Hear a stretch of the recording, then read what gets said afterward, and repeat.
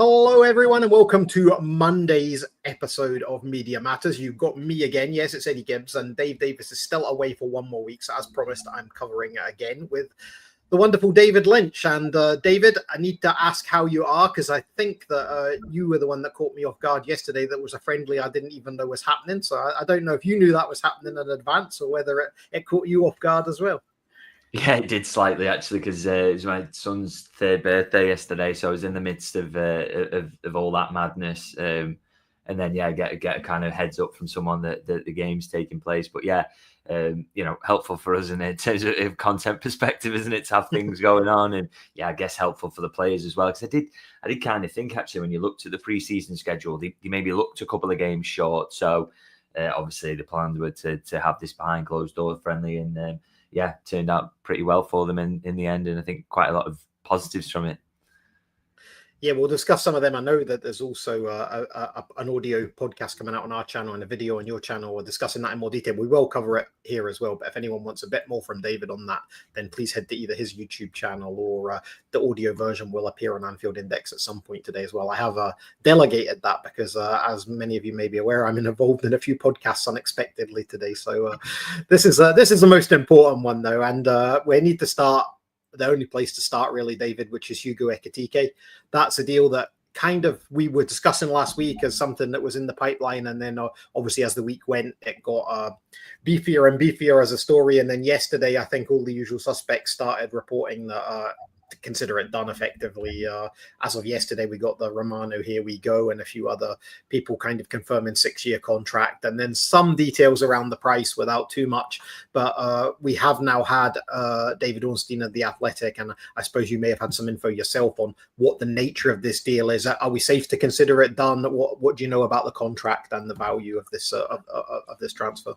Yeah, so absolutely done on all sides now. Full agreement between the clubs, and that is for a fee of an initial £69 million, with then a further £10 million in add-ons, also part of the deal. So those add-ons relate to kind of player and club achievements. So Liverpool said kind of similar to Wirtz in that regard, that they absolutely don't mind if they have to pay these, because it'll mean Ekitike's banged a load of goals in over the next few years, and also that they've won, the Premier League, the Champions League, etc. So, potentially 79 million in total, but an initial 69 million pounds with those 10 million in add-ons. And now we're kind of moving towards the final stages of the move, to completely get it signed off, which is the player coming over tomorrow for his medical to do that. And then the plan is then later in the week to fly him out to Asia for the back end of the tour. So moving fast and getting done. And you can never say it's completely done until the medical's fully done, as we know with Nabil Fekir. But we're barring something terrible happening, this deal is pretty much done. Yeah. And what are your thoughts on the player? I know you've done a bit of profile on him. I spoke to Raphael Honigstein this morning, and the one red flag that seems to be coming up is him underperforming his XG. And Raf wasn't as concerned about that. He kind of spoke about XG models, and people can go and look at that in their own time. But is that XG a red flag for you here with this player?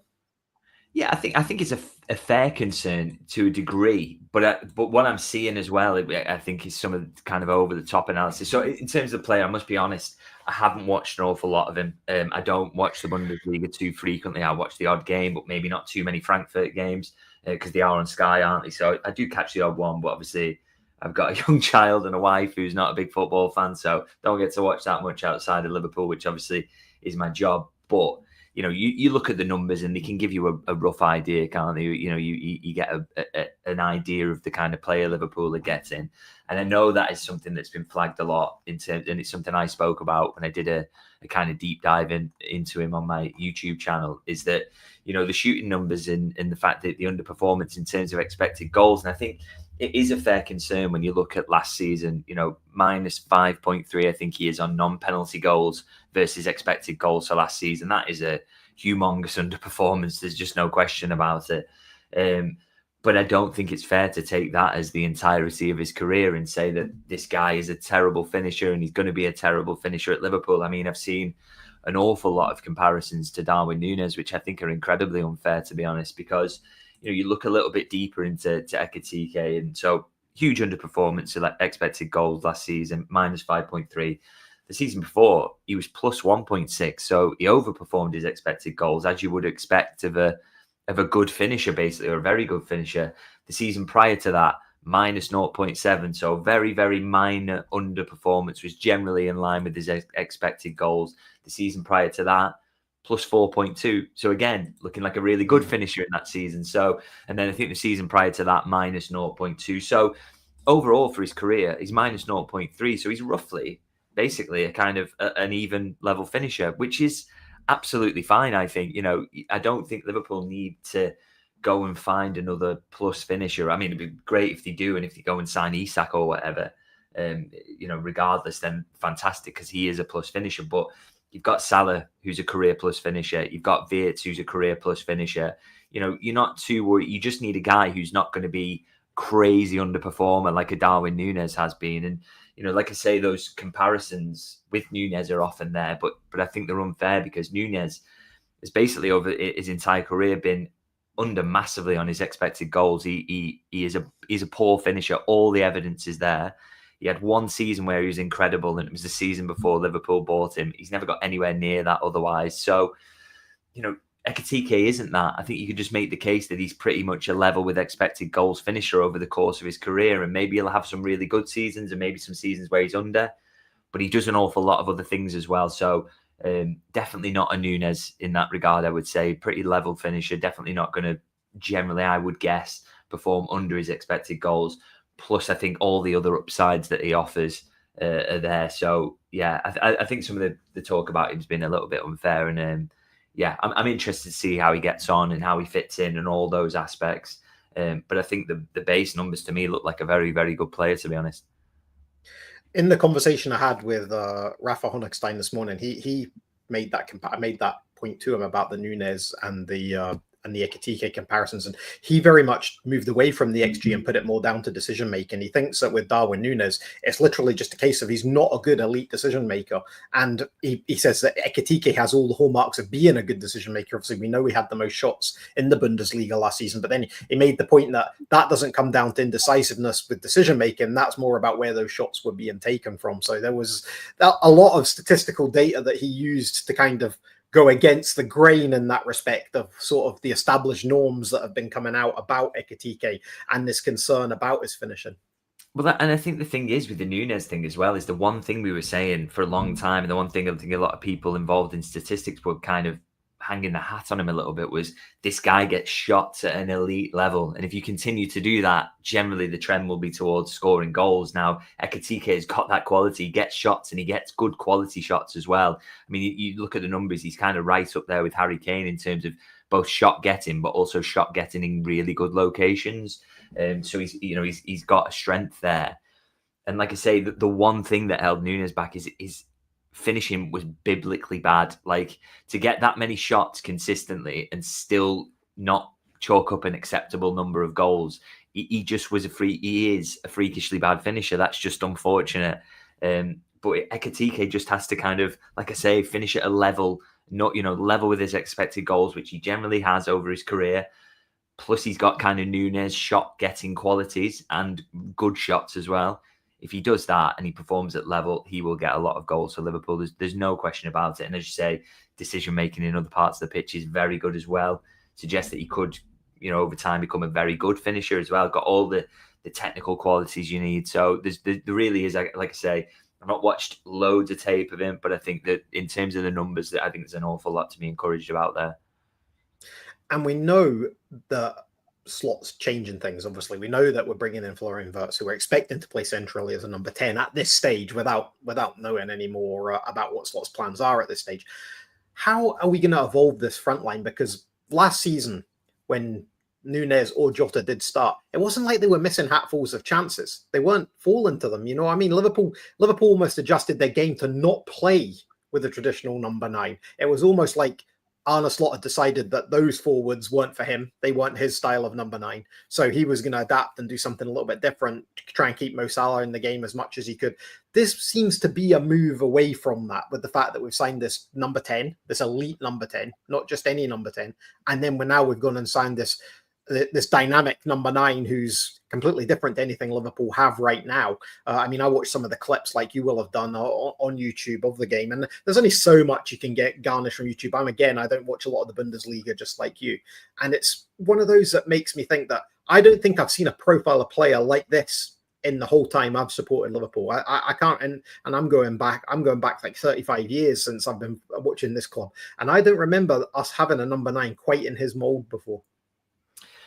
In terms of, just to kind of thingy on that, what exactly about his profile do you think is kind of quite different? Because I mean, we probably watching him from afar. I mean, it's kind of hard to. But what is it that's interesting? You think there? Yeah, I think where or I've not seen someone like that. He's almost like a lot of the traits of Bobby Firmino in terms of the hold up, in terms of the link up play, but also the finishing. Whereas Firmino did have the finishing as well. Let's not pretend he didn't, but he was never the pivot. He was never the focal point. He was a false 9 rather than a 9. Whereas this lad seems to have a lot of the false 9 traits, but also the spearhead, the number 9 traits as well. I don't think I've quite seen that in a single player before. Not for Liverpool anyway.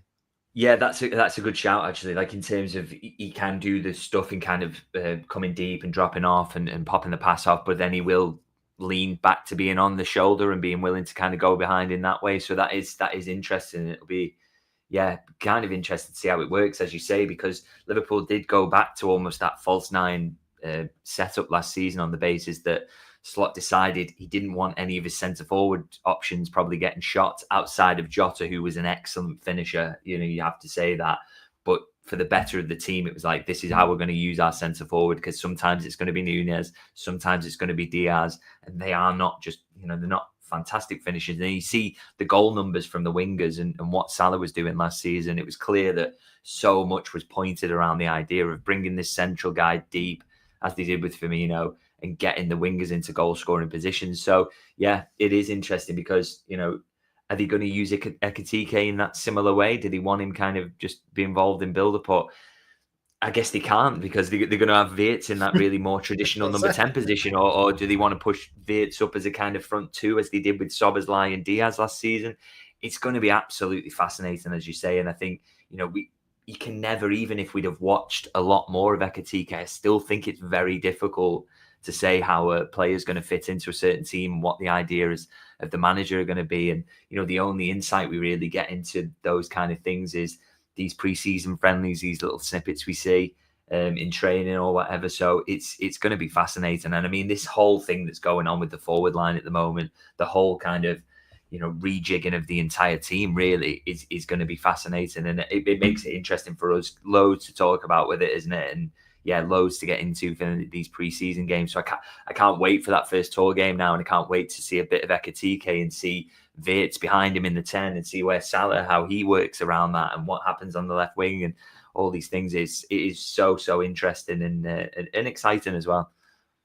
Yeah, I mean, the plans are, we kind of rewind to the start of the season. I wasn't doing the show with you. Obviously, it was Dave, but I don't think anyone in any transfer preview shows or anything that I heard coming into the window expected anything quite on this level, even to what we've done already. Never mind what we're still to do, which we'll talk about later in the show. But how surprised have you been? I mean, it's like you follow the club closer than most. You're at all the games. You're at the press conferences. You speak to Tony Barrett and Neil Jones and the media guys as well. I mean, did you have any inkling that this might be coming at all, even in your wildest imagination? To a degree, I guess, in that, I was saying for a long time in the build-up to this that this is going to be a big summer for Liverpool, because there's going to be a lot of outgoings, and therefore those players are going to need to be replaced. I think what has kind of taken me by surprise is that they just kicked things off by signing Florian Wirtz for a British transfer record. I did not see that coming, I'll be honest. I thought... you're going to lose Nunez, maybe, Chiesa is probably going to go. You're going to have to change those players. There's going to be changes at the back. So, a lot of outgoings to create a lot of incomings, but it's just the fact that on top of the, left back as well, we knew they were going to sign there. For example, Trent going to need a right back. So there were, there's a certain amount of the business that you could see coming, and that's why he kept kind of banging the drum that this is going to be a busy summer for Liverpool. But as I say, it's the fact that they kicked it off with Wirtz. I almost thought they were going to say, we're kind of happy with what we've got in midfield for now. It's probably going to need tweaking down the line. I didn't think they were going to do that this summer. And so you do that, and it's such a big transfer. And then everything else that we already knew they were going to do on top of that is absolutely crazy, really. So yeah, definitely didn't see that aspect of it coming, albeit that I thought it was going to be busy, but nothing like this. And yeah, again, it kind of throws up the question: how do they all fit together? How much are they going to end up having spent in this window? It's crazy to think about, really, and also the question of how do they all fit together, and does it work when you have this much turnover? I thought they'd be maybe more willing to limit turnover, and that's not happening. So yeah, quite a lot about it, I guess, has maybe caught me by surprise.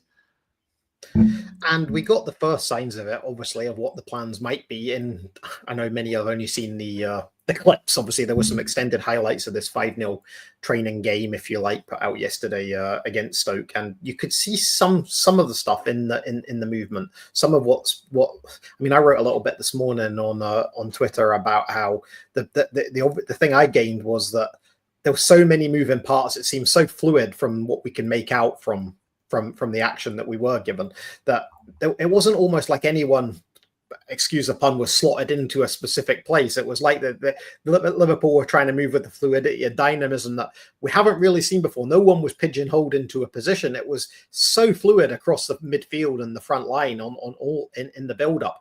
Again, it's something completely different. Now, I know it's only a friendly and that might be pure experimentation, but it did seem like a lot of the rigidity in the forward line and the way Liverpool moved through the phases, and certainly between the lines, seems to have changed somewhat. And we don't have a massive sample size of evidence from a couple of preseason friendlies. I totally get that. But that seems like it's going to have to be something like that in order to accommodate all of these moving parts. We know that Ekitike likes to come in from the left. We know that Florian Wirtz likes to come in from the left.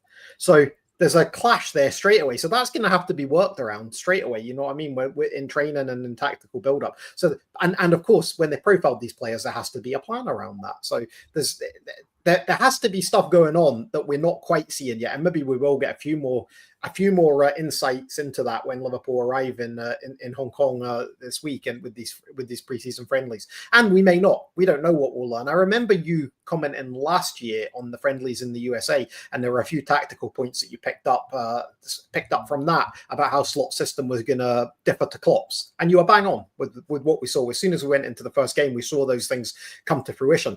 What do you think we can gain from these preseason friendlies? I know yesterday's was a bit of a one-off, but what do you think we can gain from these friendlies in terms of that thing you discussed about the shape, about the way Liverpool are going to play this when it gets competitive this season? Yeah, I think you can learn a lot. You know, I think people will say, "Oh, it's preseason, you don't want to read too much into it." But the fact is, they only have a very limited time to get the squad in the shape they want it to get the playing style to make the changes. And I think there will be changes this season, because I think that was very slot 1.0 last season. I think it was just kind of bedding in and trying to turn it into a winning machine as quickly as possible, and also not make too many changes to kind of upset the apple cart. I thought, particularly once he started well, I think he was just kind of like, right, let's keep this going, and just keep winning, rather than trying to embed certain ideas. Whereas this now, because there's so much upheaval, so much change in the squad, I think we're going to see more of what Arne Slot wants from his football teams. And so because there's that limited time, because you only have so many games you can practice it in, they've got no choice but to kind of give away what they're trying on a tactical basis in these games. So we can learn a lot from them, I think. And as you say, one of those aspects is going to be that fluidity of the front line, because, Wirtz likes to kind of be in that left-hand side, as you say, but he also sometimes pushes on to be kind of last line, and he doesn't mind jumping in behind if Ekitike comes deep. You've obviously got wingers who always love to be in the centre-forward position, and it'd be a travesty if they use Salah less in that way this season, because he's one of the best players in the world. You've absolutely got to get him in goal-scoring central positions as often as you can. So I think the idea is to kind of, as you say, is to make that incredibly fluid, and that's going to be a bit of a step up from last season, where it was a bit more rigid in that attack, and it was always about, can we get the wingers into those central goal-scoring positions? I think you're going to see a little bit more rotation in that aspect. So again, that's something to look out for in these friendlies. And, things like where's Szoboszlai used? If he's not going to be in the 10, is he in that deeper role? How does that work for him? How do they use the right backs? How much does Jeremy Frimpong get involved in build-up? All these kind of, where did he get the deep progression from in the absence of Trent Alexander-Arnold? That, for me, is kind of the one thing I'm most interested about from a nerdy tactical perspective from pre-season, to be honest. So loads to kind of get into from it. It's going to be really, really interesting. In fact, just on that, saw one little passage from the game yesterday where Wirtz seems to come into a really deep position to pick it up. That's going to be part of the rotations as well. He was almost in his own half, wasn't he? In that one, so he was very deep. Not just kind of as an attacker that being involved in that rotation, he will with the kind of midfielders as well, and sometimes be the one who drops in. So all loads of really interesting stuff, and just can't wait for these next couple of friendlies to see more of them, really. Now, we have around 1,700 of you watching live, so thank you all for joining us. The comments are absolutely flying in. We know this show is one of the more popular ones, which is why we make a point of making sure it gets covered when Dave's away. We do appreciate support. Do give us a like, do give us a follow, all the usual housekeeping there. And if you can, the super chats are really valuable, people. So please, if you can, do use the super chat feature and donate to the show. It does help us shape the content and enhance what we're doing, and let us do more and get more guests on. So please do take that opportunity to give us a super chats if you can. We really do appreciate it. But if not, a like's good, a follow's good, a recommendation to a friend, a shout out on social media. We appreciate all of that good stuff. So the 5-0 against Stoke, obviously you've done your own video on this, so I'm not going to dwell on it too much because people can go and enjoy that in their own time. But obviously, it has raised the question amongst the fan bases in all the communities this morning, all over social media. Well, why do we need another 9 if we've got Darwin Nunez? People have seen the haircut, they've seen the finishes yesterday. They all look pretty clinical. But I think, from my point of view, I said to someone that questioned me, I said I think that ship has sailed as far as Darwin Nunez has gone. And no matter, it wouldn't matter if he scored all 5 yesterday. I don't think I'd have changed my opinion on that. No, that's it. I don't think it's going to change Arne Slot's mind as well about in terms of how he might use him going forward. I think it's clear. I mean, it's quite helpful for Liverpool as a club that's trying to sell him. That he goes and scores a hat trick in a pre-season friendly there. So while he's in the shop window, that's definitely helpful. But the plan is clear, isn't it? Is that Liverpool are willing to do business at a certain fee. Napoli weren't able to get there, but the Saudi clubs definitely could. And the player was open to Saudi in the January window. I think now Napoli is off the table. He will be more open to going to Saudi this summer as well. So we just await developments on that. But he wants to play more frequently. He won't be getting that at Liverpool. It's not a good fit. It's not quite worked out as hoped. But he's also not a terrible player, and he should be worth a decent fee. So that's why Liverpool, I think, were right to hold out against Napoli interest. And I think this window will end with them having got that decent fee that they expect, and the player most likely at the moment looks like he'll get that from Saudi. Yeah, and he's not doing himself any harm with these goals, that's for sure. I mean, that's going to suit his profile. Is going to suit a lot of clubs. I thought the Napoli thing was to the manor born in some ways, but it looks like that one's dead. But it's that one looked nailed on to me. That sounded like the perfect landing spot for him. And good luck to the lad. I mean, there's no doubt, and again, his effort, but it's just not worked out for a whole host of reasons. Really, it's just not worked out.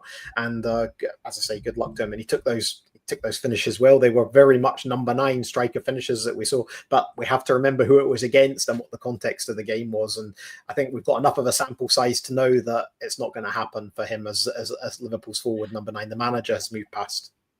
Just one statistic as well I mentioned on YouTube earlier is that kind of surprised me when I found this out. He started 76 games for Liverpool and scored 40 goals. Now, obviously, his appearance numbers is much higher because he's come off the bench a lot, but it just shows you, doesn't it? Like it's not worked for him at Liverpool, but he's not terrible. It's not, oh God, this guy is absolutely woeful. That there's a player there, and if he finds a certain level, he'll thrive.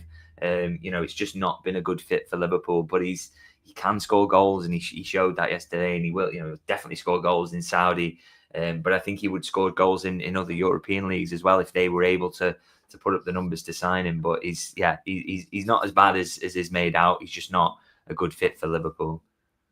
Yeah, I'll have an abiding memory, and I will always remember it. It was about 70 minutes at St James's Park last season. I was up in the gods in the away end, and all the Newcastle fans, as Darwin Nunez came on, they were singing the crap Andy Carroll song.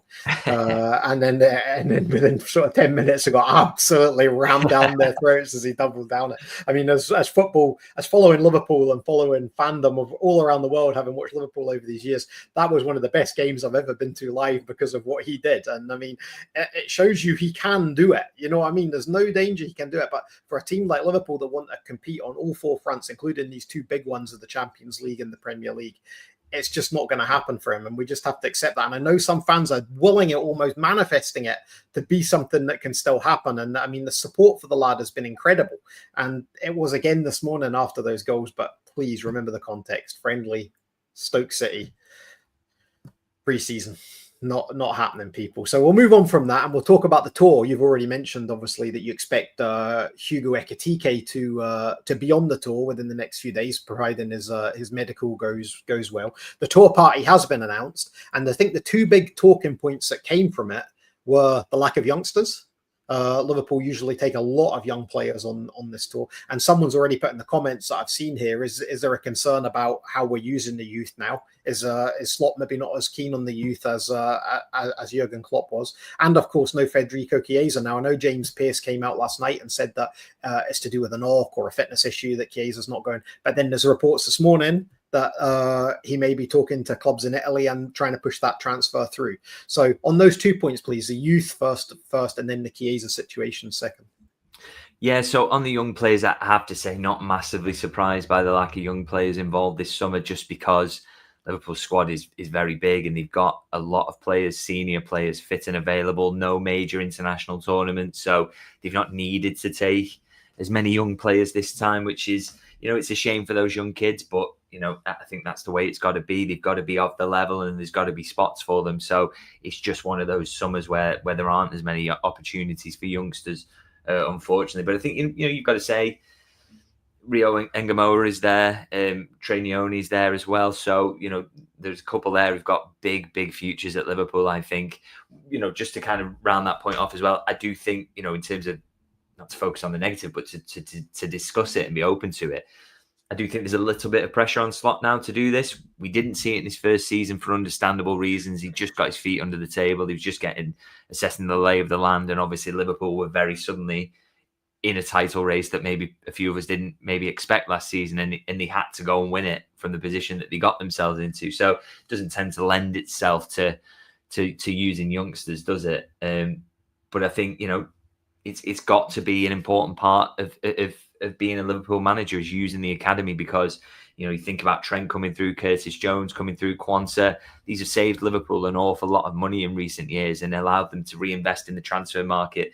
You can't sign Wirtz, for example, if you're not able to use Jarell Quansah and then sell him and flip him for a profit, or if you had to spend the money to sign a midfielder who does what Curtis Jones does, or similar with Trent Alexander-Arnold as well. So it's really important. And also to sign a talent like Trainioni or to sign someone like Rio Ngamoa, you have got to show that you have got clear pathways for young players. So it's very, very, they wouldn't have signed if they hadn't seen that other young players have been used frequently. So Liverpool have to keep that up. And there's a bit of pressure on Slot to do that, I think, in the coming season. So very interested to see how Nioni and Ngamoa are used, both in pre-season and going forward this season. I want to see opportunities for them. I think it's really important.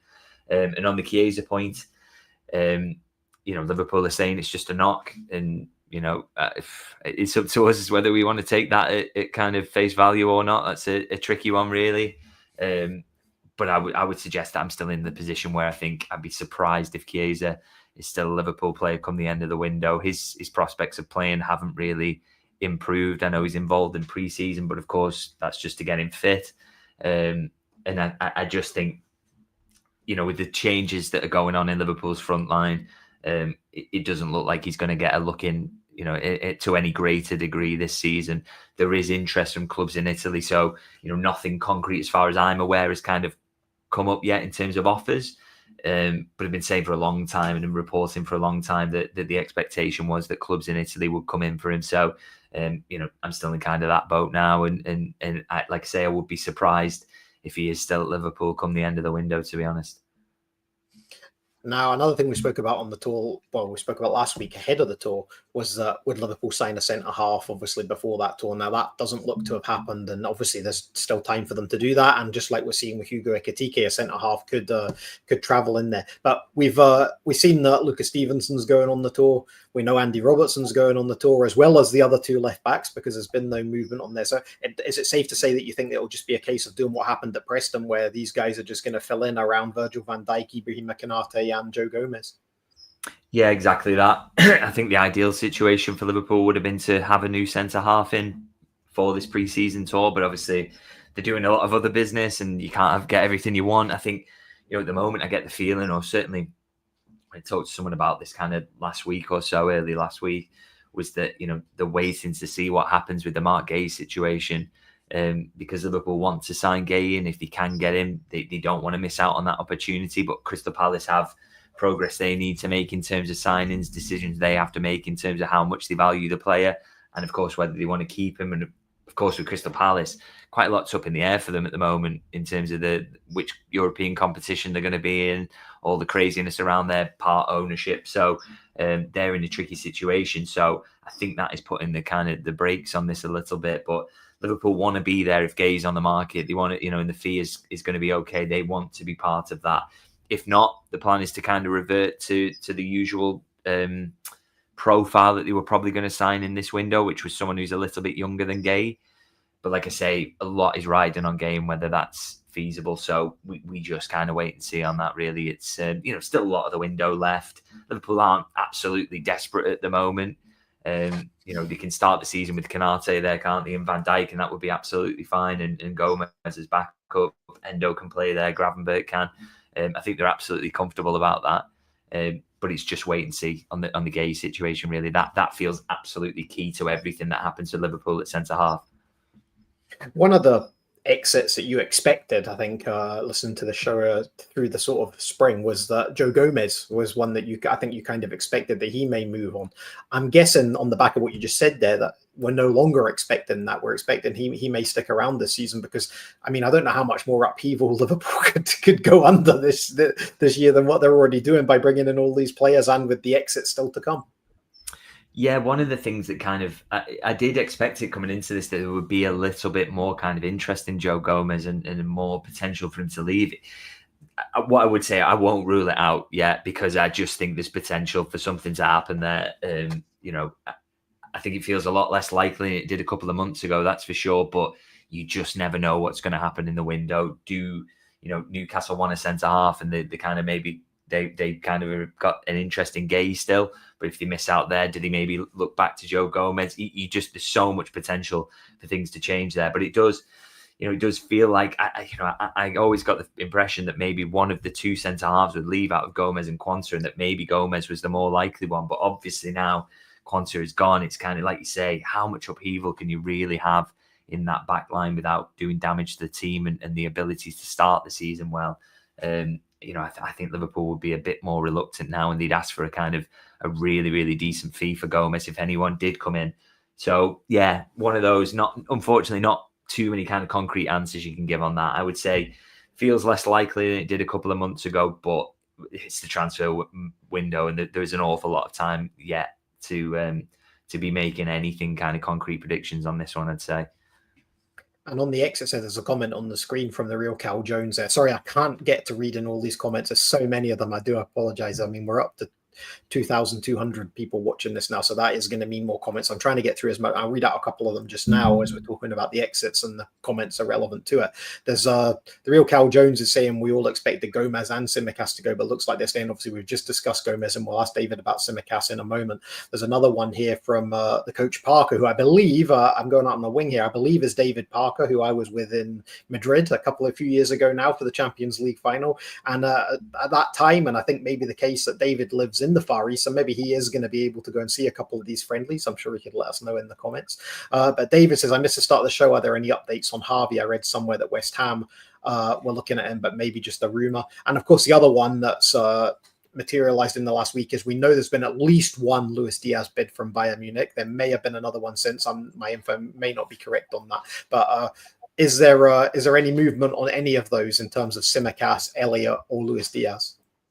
Yeah, Tsimikas again, one that I kind of there was interest in him last summer, and again it made me feel like he would be in a position to maybe leave this summer, but that doesn't seem to be coming to anything. And at the moment, Andy Robertson feels like the more likely to go, because I think he's made clear to Liverpool that, you know, playing time wise, he wouldn't be against a departure, and he was open to the idea of the Atletico move. And I think people his side of things are not ruling anything out yet in terms of potential departure. So it does just feel like Robertson's edged ahead there, and that Tsimikas is maybe of the mindset that he's happy to stay a little bit longer. And maybe Robertson, we could see some activity over the remaining few weeks of the window. So again, it's one where there's a long time left. I think in an ideal world, Liverpool don't want to have three options at left back there. So I'd say Andy Robertson is the one to keep an eye on in terms of potential departures there. For Harvey, the word is kind of his side of things that maybe West Ham is not the ideal move. You know, that they're not absolutely dead set on that one. I think there's a possibility of clubs maybe higher up the table coming in for him. So again, you know, maybe that one's not nailed on. I'd keep an eye on who else shows a little bit of interest. I know that previously there's been interest in the likes of Brighton, Newcastle as well. And I think those sorts of moves would maybe appeal a little bit more. So yeah, let's keep an eye on that one. He's one, again, he's in a position now where I very much expect him to leave with the limited opportunities he's going to get. So we wait and see for clubs to kind of firm things up and actually make a move. I know it's so frustrating. You can't offer too much certainty, but at this stage of the window, that is just quite difficult, really, with those ones. But yeah, I would say if you look for certainty, I'd say it's looking pretty certain that Harvey will leave. But as I say, maybe not West Ham, although that interest is there. I think maybe someone higher up the table at the moment feels a little bit more likely. And on Luis Diaz?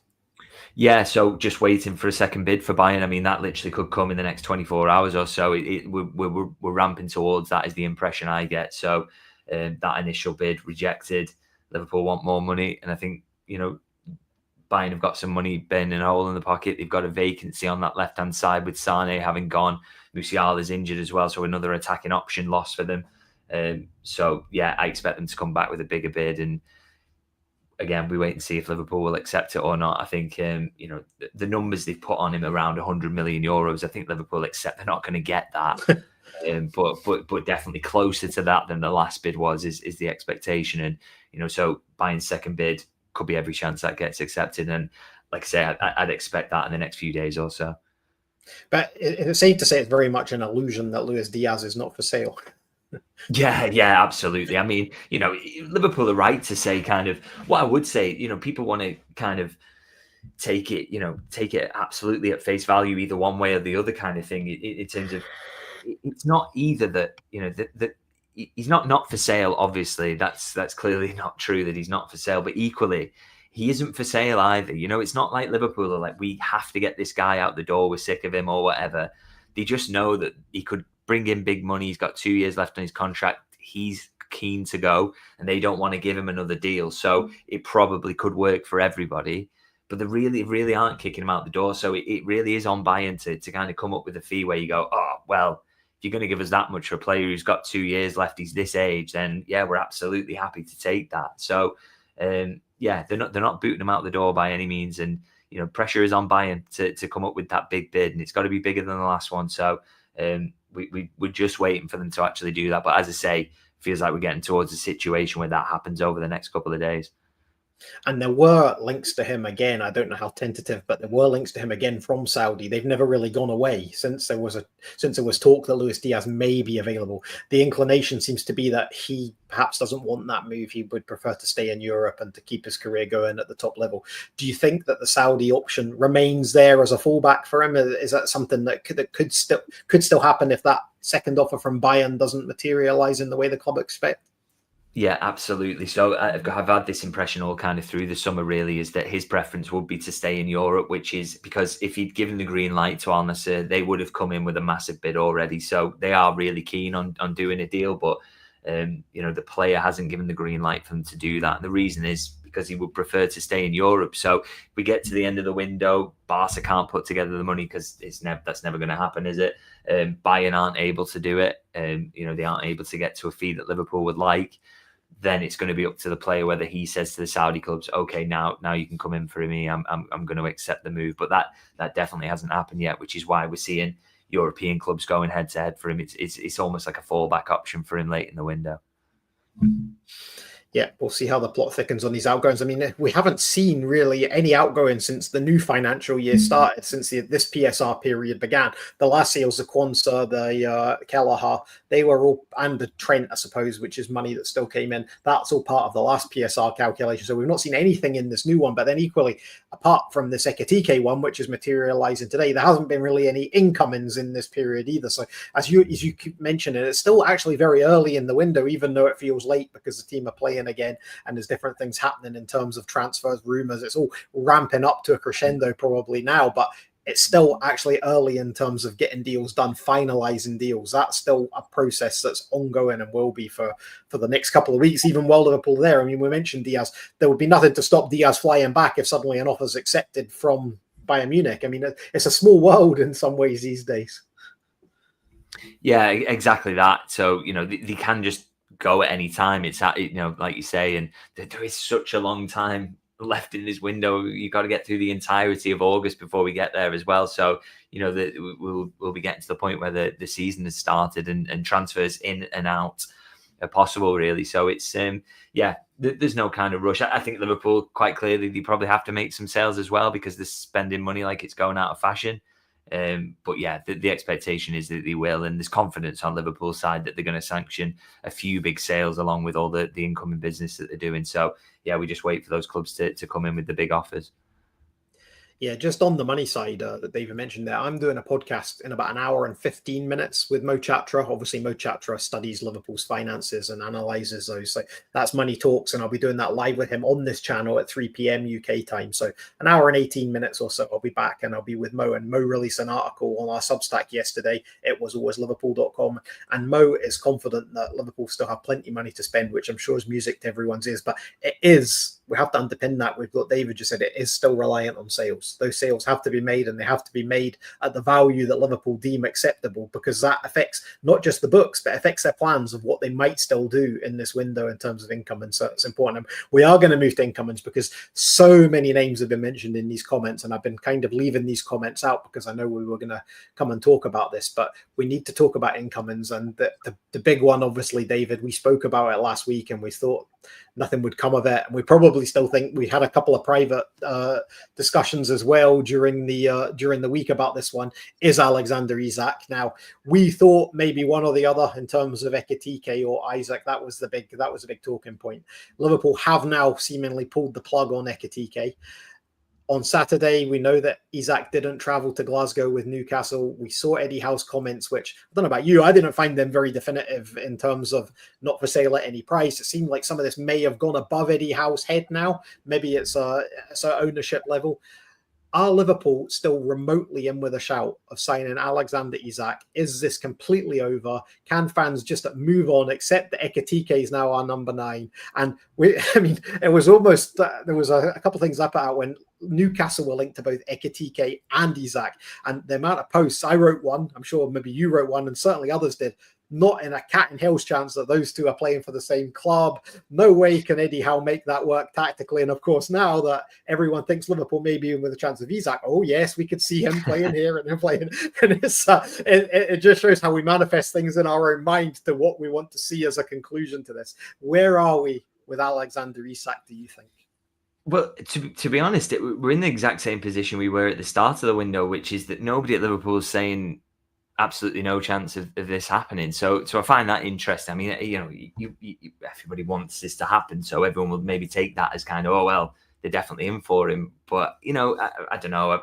I've kind of had, I don't know. It's with Isak, it's kind of like I say. I just think they would have concretely ruled it out at this point if it's not a possibility. So we kind of. It feels like there's something maybe still there, but I think all the kind of question marks are still there in terms of, like you say, how do you fit Ekitike into that? How does that work exactly? I just don't really understand really how you would justify spending that much on 2 centre forwards. And you can talk about rotation in the games, etc. But is Ekitike moving to Liverpool to spend quite a bit of his time on the bench because Isak's so good. I'm not so sure really. So, I was skeptical about this signing or the possibility of it for quite a while, really, coming into this window. So it's probably easy to sit back and maybe say that's still the case, really. And, maybe it just feels very, very unlikely that Liverpool are going to sign him. But it's, there's that aspect of it as well, the Frimpong aspect but like I say, I think someone at Liverpool would happily rule this out if there was nothing in it. But I think maybe the most fascinating aspect of this all really actually is that, and I've not talked about this anywhere yet, someone at Liverpool put it to me that last week so much of the Isak noise was coming from maybe the Newcastle side of things, and the reason for that was that Newcastle realised that they were going to miss out on Ekitike, that Liverpool had swept in and they were going to get him, and they wanted to kind of save face in a way, I guess, by saying, well, look, this is, okay, well, they've got Ekitike, but look, we're keeping hold of our crown jewels despite the fact they've approached us. So it wasn't necessarily that Liverpool had come in a really hard way to get Isak from Newcastle. It was that Newcastle maybe wanted to look like they hadn't, okay, yes, we've missed out on Ekitike, but we've still kept Isak, and that's our aim now. I really struggle to see a world where you are playing a game where you do that in PR terms and you put that out there and you want that to be known that you fought off Liverpool, and then later in the window you sell him anyway to Liverpool. That makes me skeptical about it, really. And as I say, I think this just looked like a really difficult deal to do for a long time. And maybe nobody at Liverpool is ruling it out on the basis that maybe Newcastle will come to them late in the window and say, we can't get any deals done. We probably want to cash in now. And Liverpool will say, yeah, it's worthwhile for us. But I think when you feel like you've won that PR war of keeping your crown jewel, to then go crawling to Liverpool and sell him later in the window, are Newcastle likely to do that? My feeling personally is no, but that's just my opinion. I just struggle to see them doing that. So that's why I'm, as much as no one's ruling it out at Liverpool, I still personally, I find it very, very hard to see, to be honest. Well, just to pull you back in, obviously, could the mitigating factor here be that Newcastle didn't expect the players' reaction to be quite as negative to stay in at Newcastle as it appears to be? Now, we're only going by Eddie Howe's comments and what we're hearing in rumours and things like that. We can't know to what extent Isak has thrown his toys out the pram or got agitated by this transfer talk. What we do know is that a statement circulated in the press last week. I don't know if you were involved in the circulation, but the statement that came out that Liverpool have approached Newcastle with a view to paying up to £120 million for Alexander Isak. That sort of thing doesn't normally come out. You don't normally hear stuff. So I'm assuming from what you've said that's come from the Newcastle side rather than from the Liverpool side. No one's briefed you directly from the club that was a thing. So have Liverpool perhaps not wanted that to come out? Is that what we're saying?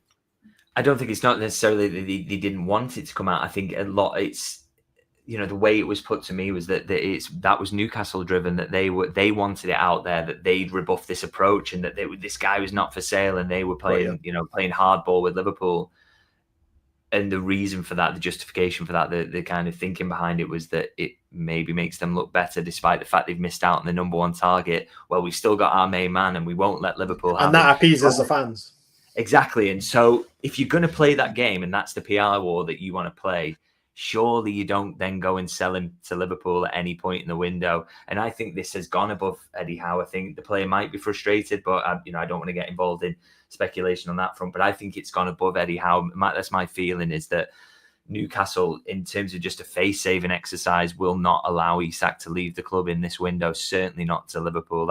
That's just the feeling I get around this. And at the end of the day, that's not a bad thing for them, because, why wouldn't you want to keep one of the best strikers in the world that, even if they can just keep him for one more season and they have a decision to make then when he's 2 years out from the end of his deal. But, the player joined them and signed a 6-year deal, didn't he? So he put himself in this position. And even if he is frustrated, he can only be so frustrated for so long, because, he's maybe got to accept that he's got to get his head down and fulfill at least another year of his contract and then see where they go. So, I think Newcastle playing games. I think Liverpool maybe playing games. I think Isak's camp playing games. It's all a bit of a mess. But as I say, what I understand around this situation, it doesn't feel to me like Newcastle would turn around and suddenly sell him after doing that, after kicking up so much fuss around the Ekitike stuff.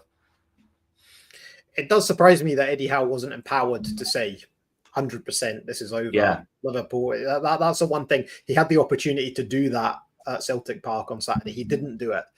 He even mentioned he can never be 100% sure. So they're like what you said. That's what tells you that this is above Eddie Howe. There's no. He's almost just become a spokesman for the public-facing spokesman for what's going on, without being able to say as much as either he would like or the fans would probably like to hear. Because I noticed Newcastle fans collectively lost their heads at that on Saturday. It was quite the place, because I know Luke Edwards, obviously in the Telegraph, he's put a piece out this morning basically kind of explaining his side of it, that Newcastle, the stance has never changed. Newcastle are never saying this play, and I almost feel for Luke Edwards' future as a journalist if Isak does leave that club this year, because I don't think he'll be able to stay as the Newcastle correspondent. Well, yeah, I mean, this is the nightmare of journalism, by the way, but because as well, people on the Newcastle side will tell fibs, people on Liverpool side will tell fibs, agents will lie to you constantly. So there's an awful lot to go on, and sometimes you got to use your instincts and try and wade through that. Sometimes you get it horribly wrong by saying you don't think that Frimpong's going to sign for Liverpool. These things, these things happen. It's just really tricky, but you just try and use your instincts as best you can and the available information. And as I say, I think that stance from Newcastle is firm, both publicly and privately, that they wouldn't sell unless it was insane money, like 150 million. I don't think Liverpool will go that high. They've just signed Ekitike for big money as well. It's and as I say, a lot of the noise was coming from the Newcastle side that was there last week. So I add all those things together, and my judgment as a journalist, and you guys can use your own judgment and maybe come out with a different answer. But to me, just would feel like the biggest surprise ever if Isak ends this window as a Liverpool player. But let's not rule out things in the future. We need to finish off by talking about a couple of the other players linked. Some of these links are quiet, some of them are still kind of teetering in the background, and others may not come to anything at all. But I'm going to focus on the names that are still doing the rounds. Obviously, we have briefly spoke about Mark Gay on the show already, and the fact that Liverpool haven't pulled the trigger on that one yet, but may still be in a position to do so. And it could probably happen quite quickly if they decide that they want to do that. You mentioned obviously that the profile could be a younger centre half. That was their original their plan before this Gay opportunity, and being opportunistic around that materialized. Are there any younger centre halves that you think that, and I know there was talk about Leone from Parma and that, I saw some stuff on that last week. Is there any talk about younger centre halves that are kind of out there that people should be keeping an eye on? Yeah, so a couple I mentioned in a piece I wrote a few weeks back on Substack, which was kind of Leone was one of them. Kouliarakis is a name that keeps popping up, and again, he fits the profile. I know they'd been watching Diamande at Sporting a while back, but that doesn't seem to have advanced into anything necessarily. So, and by all accounts, Crystal Palace might be in for him as a Gay replacement. So, I mean, that makes sense, I guess. And they are good at making signings. So he's someone that maybe we watch. With Lekeba, again, been in contact with his camp fairly recently and never been given any massive encouragement that Liverpool are progressing on that. I think he would be incredibly expensive as well. I believe his release clause is an awful lot of money, and I think he doesn't necessarily kind of... I think, if you are signing that young centre-half, you maybe go into that kind of crazy money that Lekeba would maybe ask for. I'm not so sure, and maybe he would expect a few more minutes. So, it's not like the really young profile that they're looking for. So, yeah, with the Lekeba, I've not been given massive encouragement, but there's loads of names out there, isn't there, of young centre halves doing well in Europe, and that's just a couple who I know of. But there will be, that's not to say that's the entire shortlist. I'm sure there'll be some surprising names out there as well. I mean, Hato actually, sorry, just to, exactly in that comment, definitely been watched by Liverpool, definitely fits into that profile. So he is 100% one to keep an eye on alongside those others if Liverpool don't get Gay. The next one that's, again, there was supposedly a meeting in New York that Liverpool attended where he's on his holidays. And this is very supposed dependent on whether Luis Diaz does exit the club, is Real Madrid's Rodrigo. We spoke about this last week. We said we very much thought it was agent talk around Pina Zahavi. And that was kind of the stance that everyone was taking, I think, around that time. But those links haven't stopped. They've continued. There was allegedly this meeting in New York that Liverpool attended with Pina Zahavi. And Liverpool are apparently one of the clubs interested in buying Rodrigo Rodrigo, who very much appears to be for sale. I mean, he didn't take part in Real Madrid's Club World Cup campaign, and it doesn't seem like he's going to be a pick for Alonso. He does seem disorientated a bit, I suppose, with Vinny Jr. also being there on the left side, and Kylian Mbappe also favouring that position. So as good a player as he is, he does seem to have become the odd man out. What do you think about that link? Yeah, it feels like a little bit more coming to it now. Than, like I said, we spoke about it, didn't we? And it just felt at that time like a little bit of agent talk. But I guess now it's starting to feel like Liverpool are just kind of laying the foundations. Not necessarily to say this is the guy we 100% sign, but I feel like there's been contact now on the player side just to check. I mean, you couldn't rule out maybe Anthony Gordon, who there's been interest in for coming in to play that left-hand side. And maybe Newcastle would be slightly more willing to sell him than they would Isak. So he's an option, particularly as the homegrown issue there. But I'd say that Isak is at least Rodrigo is at least kind of someone they're taking a look at as a possibility. I think if you speak to anyone at Liverpool at the moment about this, they're very much, well, we've not got a vacancy there. You know, we need to sell Luis Diaz before anything happens there, and that's absolutely right. But I get the impression with Rodrigo that they're at least kind of sounding things out and checking what a deal would look like, which is something they've done with several players, by the way, who they've not signed this window. So, you know, he might be on the long list is maybe where we would put it at the moment. And then if Diaz is to go, we might see some acceleration there, but it's tough to pick who that left winger would be at the moment. And I don't think anything is particularly advanced, despite, you know, some of the reports really ramping that up. And I think it's just kind of initial contact on player side to assess the lay of the land, really. Another name, while we're on that left side, that has been in reports again, I think Lakep had something on it this morning, is Wesley Fofana. Malik Fofana. That one's come up again as one. I think we spoke about that one again last week as almost like it's probably the long list is the way you just described it. He's probably another one that may be on that long list. You could see him being someone that Liverpool are watching because he's playing in a top European league for a top club. And he's a left-sided profile. He's a standout player in their side. I don't suppose you've heard anything new on that, but it'd be remiss of me not to ask you, seeing as the reports were circulating on him today. Yeah, got to say, you know, I think sometimes it's just worth saying that sometimes when you don't know about one, and I just with this one, I've not really been given anything that makes me think there's anything in this at the moment. Like you say, they'll definitely be watching him because of age, where he's playing in a strong league and doing well at a very young age. But I haven't personally heard anything on this one. Maybe he does come onto the agenda at some point in this window, but at the moment, it's all kind of quiet on that one. I've not personally heard anything. And I think that's us. I think we've been around everything there, and we've done it in about 56 minutes, so we can be quite happy with that.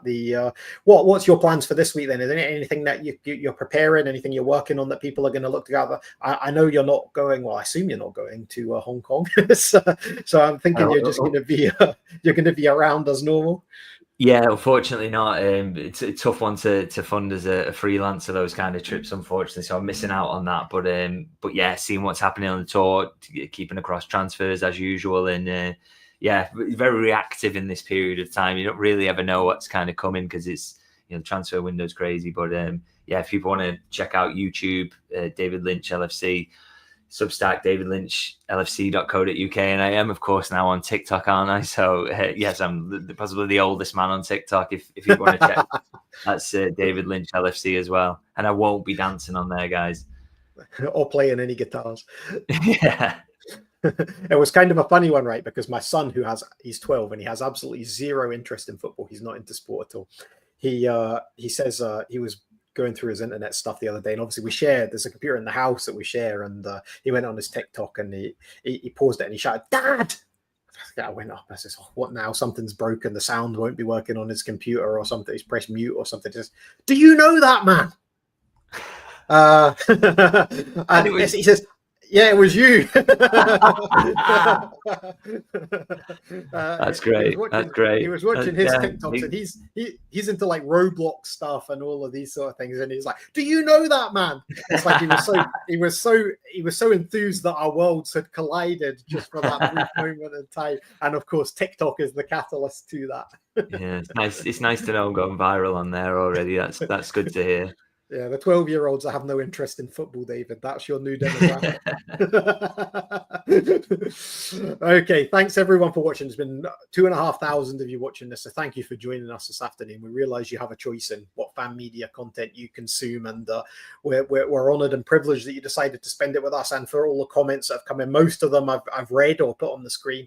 I will go through them more. I know when we see the comments back to the replays on this, there are some slightly less complimentary comments, should I say. David and I are used to that. We wouldn't be in this game without the thick skin that we have to have, and maybe we could just have 1 week without the David Lynch knows nothing, David Lynch is a blagger, David Lynch is a spoofer, because he's just giving you the information he has when he knows it, and that's all we ask of him, and that's why he produces this show every week. So we thank him for coming along, and there were a couple of comments as well that said I spoke too much as well, so hopefully I've spoke a little bit less. But this podcast is designed to be a debate, a two-way thing, a conversation. It's not just designed to be a blanket interview where I say, David, Isak, speak. You know what I mean? That's not the way, that's not kind of the way we do things here. Anfield Index is a very conversational platform. So if we do talk too much, or the host talk too much, then maybe it's not the right channel for you. And that's not to be offensive in any way, but that's just the way we like to produce content here. So Dave Davis will be back next week. He'll be back actually, I think, from tomorrow. So if anything else breaks, and if there is another Media Matters with David Lynch this week, it will probably be Dave Davis at the helm. So thanks to everyone for watching, and until next time, up the Reds.